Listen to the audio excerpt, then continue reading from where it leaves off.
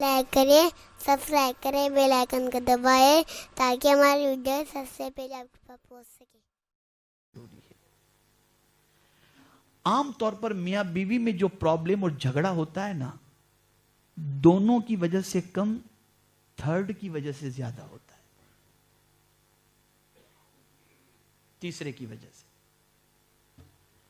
ننند کی وجہ سے ہو گیا، جٹھانی کی وجہ سے ہو گیا، ان کے بچوں کی وجہ سے ہو گیا، ساس کی وجہ سے ہو گیا، سسرال والوں کی طرف سے، یعنی اس طریقے سے تیسرے کے لیے دونوں کے درمیان جھگڑا ہو جاتا ہے۔ تو میں آپ سے عرض کروں کہ آپ تیسرے کے لیے اپنی زندگی حرام کیوں کرتے ہو؟ کیوں زندگی برباد کرتے ہو آپ؟ تو تیسرے کے لیے الجھو نہیں، بلکہ اپنے ایک دوسرے کے لیے پیار، محبت اور الفت کے ساتھ زندگی گزارنے کی کوشش کرو۔ مرد کو چاہیے کہ اپنی بیوی کو اگنور کرنے سے پرہیز کرے اور ساتھ ہی ساتھ اپنی بیوی کا بھرپور خیال رکھے، اس کی ضرورتوں کا خیال رکھے۔ ایک اور چیز ہوتی ہے بڑی معذرت کے ساتھ کہ مرد اپنے موبائل کا پاسورڈ یا اپنا موبائل چھپا کے تکیے کے نیچے رکھے گا کہ بیوی کے ہاتھ نہ لگ جائے، اور یہی حال بیوی کا ہے، وہ اپنا پاسورڈ الگ رکھتی ہے، شوہر کو معلوم ہی نہیں ہوتا، اگر کہیں سے پتہ چل جائے تو فوراً چینج کر دیتی ہے۔ بھئی میں یہ پوچھنا چاہتا ہوں کہ جب دونوں کے درمیان کانفیڈنس نہیں ہوگا تو زندگی کیسے گزرے گی؟ کیسے گزرے گی؟ کیسے زندگی گزرے گی آپ مجھے بتائیں۔ تو باہمی اعتماد، دونوں کا ایک دوسرے کے بارے میں یہ کانفیڈنس کہ میرا شوہر میرے علاوہ کسی اور کی محبت میں گرفتار نہیں ہے، اور یہی پوزیشن شوہر کے دل میں ہونی چاہیے، اور شوہر کو اطمینان ہونا چاہیے کہ میری بیوی کے دل اور خیالوں کے اندر کوئی اور نہیں ہے۔ اب چھوڑ دیجیے اپنے موبائل کو، آرام سے رکھیے، کوئی ٹینشن کی بات نہیں، لیکن یہ سب آپسی رشتے کو خراب کرنے والی چیزیں ہیں، اس سے پرہیز کریں۔ اسی طریقے سے ایک اور چیز جو ہے وہ یہ ہے کہ اپنی بیوی کے سامنے کسی اور لڑکی یا عورت کی تعریف کرنا۔ میں گیا تھا فلاں کے یہاں، یار اس کی بیوی کتنی اچھی لگتی ہے، کتنا اچھا کھانا بناتی ہے، تجھے تو کچھ آتا ہی نہیں ہے۔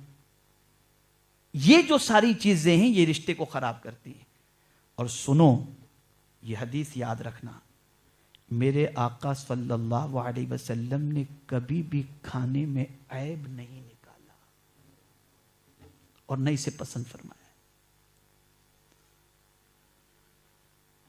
نمک کم ہو حضور کھا لیتے تھے، زیادہ ہو حضور کھا لیتے تھے، عیب کبھی سرکار صلی اللہ علیہ وسلم نے نہیں نکالا۔ لیکن آج یہ چھوٹی چھوٹی چیزیں آپسی انتشار کا سبب بن جاتی ہیں اور اختلاف کا ذریعہ بن جاتی ہیں۔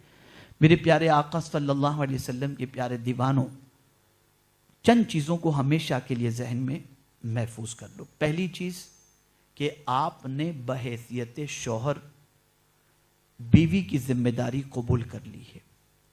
اب اس کا سکھ، اس کا دکھ، اس کا لک، اس کی عادت، اس کی ساری چیزیں قبول کرنے کے ساتھ ساتھ اس کی ذمہ داری کو نبھانا یہ آپ کی ریسپانسبلٹی ہے۔ یہاں ایک اور کریکشن میں کرتا ہوا چلوں کہ اب حالات تھوڑے سے چینج ہو رہے ہیں۔ غریب کی لڑکی سے کوئی غریب بھی شادی کرنے کے لیے لڑکا تیار نہیں ہے۔ لڑکا چاہتا ہے میں ایسی لڑکی سے شادی کروں جس کے باپ کے پاس بے شمار دولت ہو تاکہ میری نسلوں کی نسلیں کھاتی رہیں۔ یہ سوچ بھی بدلی۔ اور آج بہت سارے ایسے مرد ہیں جو سسرال کے پیسوں پر پلتے نظر آتے ہیں اور زندگی گزارتے نظر آتے ہیں۔ تو ظاہر سی بات ہے کہ بیوی کے ٹکڑوں پر پلنے والے کی کوئی عزت تو نہیں ہوتی نا، کوئی مقام تو نہیں ہوتا۔ آپ نے رسپانسبلٹی لی ہے، بیوی نے تو آپ کو پالنے کی رسپانسبلٹی نہیں لی۔ تو محنت کرو، مشقت کرو، ان کی ضروریات کو پوری کرو۔ تو اس چیز کا خیال رکھیں کہ آپ نے ذمہ داری قبول کی ہے، آپ اس ذمہ داری کو نبھائیں۔ دوسری چیز، گھر پہنچے مسکراتے ہوئے پہنچیں۔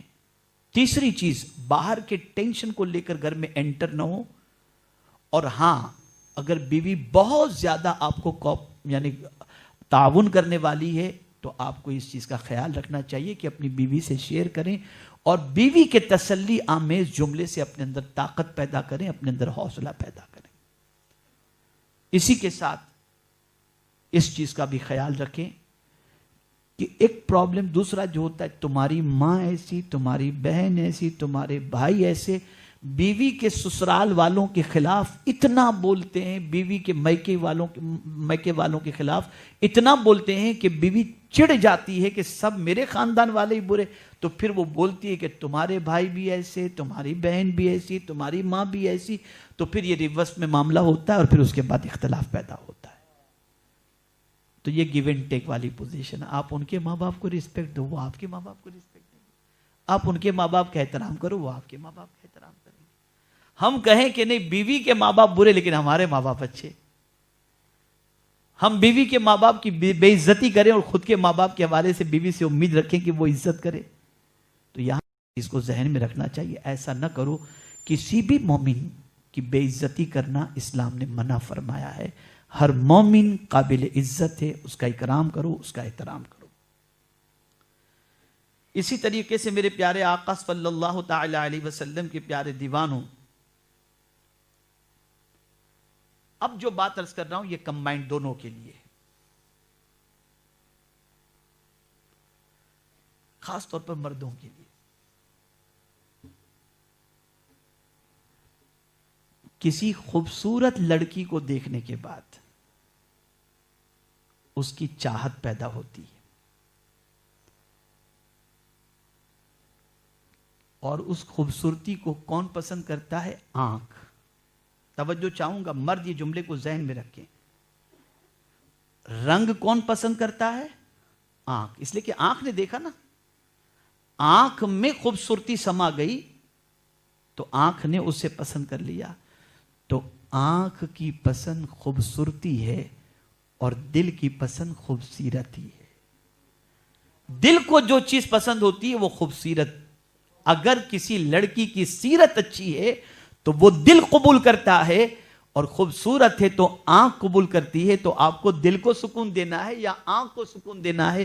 یاد رکھیں، اگر آپ نے کسی فورین کی لڑکی سے اپنی شادی کر لی اور اٹھتے بیٹھتے آپ کو نچائے اور کہے کہ یہ تو میرا بوائے فرینڈ تھا، یہ میرا دوست ہے، اس سے ملی ہے، تو آپ کی زندگی حرام بن جائے گی۔ لیکن اگر کسی کا کیریکٹر اچھا ہے اور کبھی کسی لڑکے کی طرف نگاہ اٹھا کر کے نہیں دیکھتی تو آپ کی پوری زندگی اطمینان سے گزرے گی۔ نہ ماں آپ کو تانا دے گی، نہ سوسائٹی آپ کو تانا دے گی کہ تیری بیوی کو فلاں کے ساتھ میں نے دیکھا ہے، فلاں کے ساتھ دیکھا ہے، بلکہ اس کے اچھے بیہیویئر کی بنیاد پر تم کو سوسائٹی کے اندر عزت ملے گی اور مقام ملے گا۔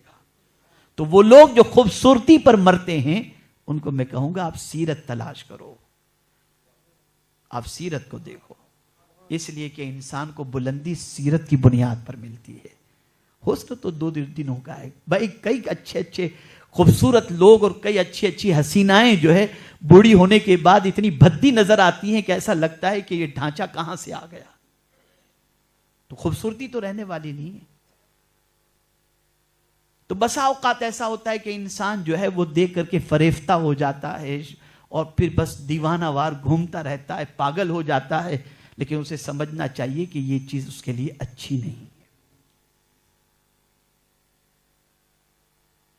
اسی طریقے سے ایک اور چیز مردوں کو ذہن میں رکھنی چاہیے، یہ بھی کمبائنڈ ہے عورتوں کے لیے بھی، چھوٹی چھوٹی غلطی کو پہاڑ نہ بناؤ، نظر انداز کرو۔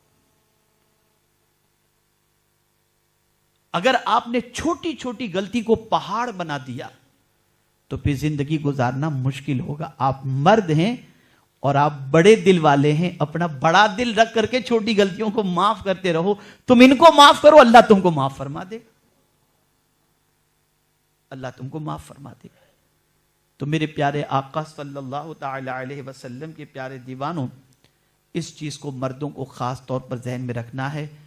اور شادی شدہ ہیں آپ، اس لیے کچھ باتیں ایسی کرنا میرے لیے ضروری ہیں کہ بہت سارے مرد ایسے بھی ہوتے ہیں جو یوٹیوب پر معاذ اللہ گندی پکچریں دیکھ کر اپنی توانائی کو ضائع کرتے ہیں اور پھر اس لائق نہیں ہوتے کہ اپنی بیوی کی خواہش کو وہ پوری کر سکیں۔ نتیجتاً فیملی ڈسٹرب ہوتی ہے. تو میں گزارش کرتا ہوں بری عادتوں سے پرہیز کریں, برے کاموں سے پرہیز کریں, بری سنگت سے پرہیز کریں اور برے دوستوں سے پرہیز کریں اور بری چیزوں کو دیکھنے سے پرہیز کریں. ہر انسان کو, ہر مومن کو یہ دل و دماغ میں رکھنا چاہیے کہ مرنے کے بعد قبر میں حضور کو دیکھنا ہے تو ان آنکھوں سے ہم گندی چیزیں کیسے دیکھیں, جن آنکھوں سے حضور کو دیکھنا ہے, جن آنکھوں سے گنبد خضرا کو دیکھنا ہے. تو اپنی آنکھوں کی حفاظت کریں. ہماری ویڈیو کو لائک شیئر ضرور کریے.